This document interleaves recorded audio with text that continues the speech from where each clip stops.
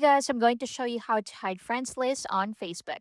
So to hide your Facebook friends list, open Facebook, then tap your profile picture in the bottom right corner. Now in here, scroll down and go to settings and privacy.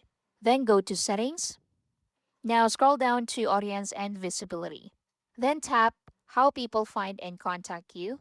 Then in here, tap who can see your friends list. Then select Only Me from the options.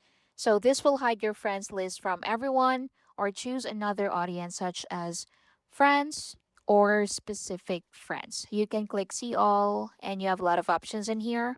So you can select Friends, Only Me, or Specific Friends and click on Save.